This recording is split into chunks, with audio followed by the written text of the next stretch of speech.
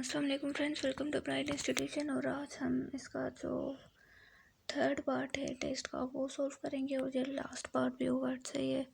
तो 53rd जो question है उसमें है कि what is the ratio of diameter of the circle to its circumference. अब सबसे पहले कि रेडियस क्या होता है। ये सर्कल का सेंटर है, सेंटर से लेकर यहाँ तक हम जाएंगे इसको हम कहते हैं रेडियस, या इस यहाँ से यहाँ तक जाएँ इसको हम कहेंगे रेडियस, या यहाँ से यहाँ तक जाएँ इसको हम कहेंगे रेडियस। और जो डबल ऑफ रेडियस होता है उसको हम कहते हैं कि ये है डायामीटर, यानी यहाँ से यहाँ तक जाएं और फिर यहाँ से यहाँ तक जाएं इसको हम कहेंगे कि ये double of radius, it means कि ये डायामीटर है। अब सर्कल ऑफ सर्कमफ्रेंस का फार्मूला जो होता है वो उसका जो रेशो निकलता है वो निकलता है डायामीटर ओवर सर्कमफ्रेंस।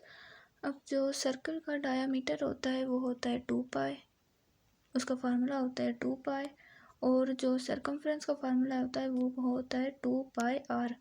तो हम 2π ओवर 2πr को जब हम डिवाइड करेंगे, 2π से कैंसिल आउट हो जाएगा, 2 से कैंसिल आउट हो जाएगा, यहाँ से बचेगा 1/π। और 1/π को जब हम रेशो में लिखेंगे सो वो हम लिखेंगे 1/π। ठीक है, अब हम नेक्स्ट क्वेश्चन पे चलते हैं। सो नेक्स्ट क्वेश्चन है कि if 7x plus 4 is equals to -19 plus 15, then 2x is equals to 14 will be equals to। सो सबसे पहले ये जो इक्वेशन है वो हम यहाँ पे एज इट इज लिखते हैं। यहाँ से हमें x की वैल्यू फाइंड करनी है। तो यहाँ पर जब हम देखें तो ये x वाला वेरिएबल, ये कोएफिशिएंट और ये कोएफिशिएंट, दोनों में x वेरिएबल जो है वो x यूज़ किया हुआ है। तो यहाँ पर ये इसको पॉजिटिव 5x को यहाँ पे लाएंगे तो ये बन जाएगा -5x। और यहाँ पर ये 19 पहले से पड़ा हुआ है, -4x को पॉजिटिव 4x को यहाँ लाएंगे तो ये हो जाएगा -4x। अब यहाँ से 7x माइनस 5x में से इसको जब हम सॉल्व करेंगे तो इसको 7x में से -5x को जब कट करेंगे तो ये बचेगा यहाँ पर 2x, और 2x बचेगा पॉजिटिव का। तो वही हमने लिखा हुआ है 2x और -19 और -4। जब हम इनको सॉल्व करेंगे तो माइनस इंटू माइनस प्लस होता है, इसका मतलब हम दोनों को प्लस करेंगे, ये होगा 32 और बड़े की सिंबल यूज़ होगी जो है माइनस की।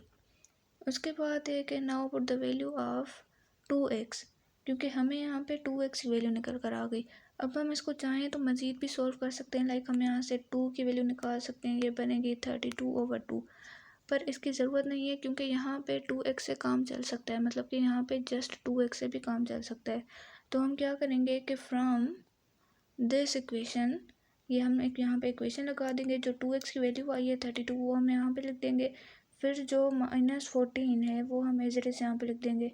और जब हम इन दोनों को प्लस करेंगे ये होगा 37, और बड़े की जो सिंबल है यानी माइनस की वो हम यहाँ पे यूज़ कर देंगे।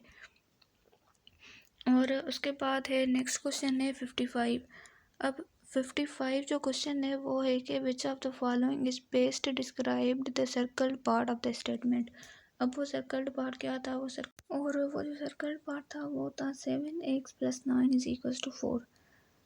ये एक इक्वेशन दी हुई थी और ये जो है ये पार्ट हम कह रहे, ये पार्ट वो कह रहे थे कि इस पार्ट को हम किस चीज़ से डिफाइन कर सकते हैं, और ऑप्शंस थे coefficient, term, expression and solution. तो सबसे पहले कि कांस्टेंट क्या होता है। कांस्टेंट होता है, नंबर्स को हम कांस्टेंट कहते हैं, लाइक 1 to 100 या 1 to infinity, जितने भी नंबर्स होते हैं हम उनको कांस्टेंट कहते हैं। फिर है कि वेरिएबल क्या होता है, अल्फ़ाबेट लेटर्स होते हैं जो भी, इनको हम मैथ में कहते हैं वेरिएबल। फिर आता है कोएफिशिएंट क्या होता है, कांस्टेंट प्लस वेरिएबल। लाइक अगर हम कहें जिस तरह यहाँ पे यूज़ किया हुआ है 7x, ये कांस्टेंट, ये वेरिएबल, ये क्या बन जाएगा, कोएफिशिएंट बन जाएगा। अब टर्म क्या होता है, टर्म ये होता है कि अगर एक इक्वेशन है जिस तरह से यहाँ पे ये एक एक्सप्रेशन दिया हुआ है, इसमें ये जो है ये फर्स्ट वाला और ये सेकंड वाला बीच में बिकॉज इनके ऑपरेशन यूज़ किया हुआ है, फिर वो ऑपरेशन किसी भी चीज़ का हो तो ये डिनोट करता है कि ये जो है ये 2 टर्म्स हैं। और इस सारे को मिलाकर हम कहेंगे कि ये जो है ये एक्सप्रेशन है। और सोल्यूशन क्या होता है, सोल्यूशन होता है रूट, किसी भी चीज़ का वैल्यू फाइंड करने को सॉल्यूशन कहते हैं। बाकी अगर ये पूछता कि ये जो है ये सारे को हम क्या कहेंगे, तो इसको हम कहते हैं कि ये इक्वेशन है। सही है। उसके बाद है नेक्स्ट क्वेश्चन है 55 क्वेश्चन। उसमें ये कि हाईएस्ट कॉमन फैक्टर और HCF ऑफ दैट नंबर। तो हम इसको कैसे सॉल्व करते हैं? सबसे पहले आप लास्ट वाले 2 नंबर यानी बड़े डिजिट से स्टार्ट करते हैं। तो हम क्या करेंगे, 288 डिवाइडेड बाय 360। इसको जब हम डिवाइड करेंगे तो ये इस पे फर्स्ट टेबल जाएगी 1 टाइम, यहाँ से इसका जो रिमाइंडर बचेगा वो होगा 72। फिर हम क्या करेंगे, इस रिमाइंडर को लेंगे, लाइक 72 को लेंगे और इसको डिवाइड करेंगे हम इस टर्म के साथ 288 के साथ। अब इस पे 4 टाइम टेबल जाएगी 72 की और कंप्लीट जाएगी। अब देखें कि रिमाइंडर तो ज़ीरो हो गया। अब अगर रिमाइंडर ज़ीरो हो गया तो हम यहाँ से नेक्स्ट टर्म ले लेंगे। जब हम यहाँ से नेक्स्ट टर्म लेंगे वो होगी 54 और इसको हम डिवाइड करेंगे इस वाली टर्म के साथ, जैसे यहाँ पे किया हमने। इसके साथ जब हम करेंगे तो इस पे टेबल जाएगी 1 टाइम 54 और इसका रिमाइंडर होगा 18। अब हम क्या करेंगे कि रिमाइंडर तो यहाँ पे रहता है, तो हम यही रिमाइंडर अगेन यूज़ करेंगे 18 और इसके साथ यूज़ करेंगे। तो इस पे टेबल जाएगी 3 टाइम्स और कंप्लीट, यहाँ पे ज़ीरो आंसर देगी। तो अब यहाँ पे एक तो सारे टर्म्स भी ख़त्म हो गए, क्योंकि अगर ज़ीरो के बाद यहाँ पे एक और टर्म होता तो हम वो यूज़ कर लेते, पर अब टर्म्स भी ख़त्म हो गए हैं सारे और साथ में आंसर भी ज़ीरो आ गया है। तो इसका जो फाइनल आंसर आएगा, इसकी जो HCF आएगी वो आएगी 18। अब नेक्स्ट क्वेश्चन है कि उसमें क्वेश्चन में क्या है कि if 3x plus y is equals to 10, 3x plus y is equals to 10 and x minus 4y is equals to -1, then find the value of y। अब इसको आप कहते हैं इक्वेशन नंबर 1, इसको आप लिखते हैं इक्वेशन नंबर 2। अब हमें क्या करना है कि वैल्यू फाइंड करना है। तो अगर हम यहाँ पे देखें तो इसमें से हमें इन दोनों इक्वेशंस में कुछ ना कुछ ऐसा करना होगा कि इनको हम कैंसिल आउट कर सकें। अब ये फर्स्ट इक्वेशन है plus y is equals to 10 और ये सेकंड इक्वेशन है y इज़ इक्वल्स टू -1। अब हम इनके साथ क्या करें कि कोई एक टर्म कैंसिल हो जाए। तो अगर हम यहाँ पे देखें इक्वेशन नंबर सेकंड में, तो हम ऐसा कर सकते हैं कि इसके साथ 3 को मल्टीप्लाई करा दें ताकि यहाँ पे 3 आ जाए। तो हम जब इसको 3 से मल्टीप्लाई करवाएंगे तो ये बन जाएगा 3x माइनस 12y। 3 को जब 4 से मल्टीप्लाई कराएंगे और 3 को जब -1 से मल्टीप्लाई कराएंगे ये हो जाएगा -3। अब हम इनको जब सब्सट्रैक्ट करेंगे, लाइक ये पहली वाली इक्वेशन जो यहाँ पे हमने पहले भी यूज़ की हुई है, फिर ये इक्वेशन जिसको जो हमने मल्टीप्लाई करवाया है वो वाला। अब मल्टीप्लाई के बाद जब हम इनको सब्सट्रैक्ट करते हैं इक्वेशन को हम उनकी जो सैम्पल्स हैं वो चेंज कर देते हैं। तो यहाँ पे पॉजिटिव था, फिर हमने नेगेटिव कर दिया, यहाँ पे नेगेटिव था हमने पॉजिटिव कर दिया, फिर यहाँ पे नेगेटिव था फिर पॉजिटिव कर दिया। अब क्या होगा कि जो यहाँ पर ऊपर +3 नीचे -3 ये कैंसिल आउट हो जाएंगे और यहाँ पे वैल्यू आ जाएगी ये +y और ये +12y। अब क्योंकि ये पॉजिटिव हो गया है, सही है, तो पॉजिटिव पॉजिटिव पॉजिटिव होता है। इट मीन्स इन दोनों को जब हम ऐड करेंगे तो ये बनेगा 13y, वो हमने यहाँ पे लगा दिया 13y और यहाँ पे बाकी बचता है 10 और यहाँ पर है +3, तो ये होगा +13। देन 13 को 13 से कैंसिल आउट कर पाएंगे, y की वैल्यू यहाँ पे निकल कर आ जाएगी जो कि होगी 1। उसके बाद है next question 58 question, which of the following is least. इनमें से कौन सा सबसे छोटा है।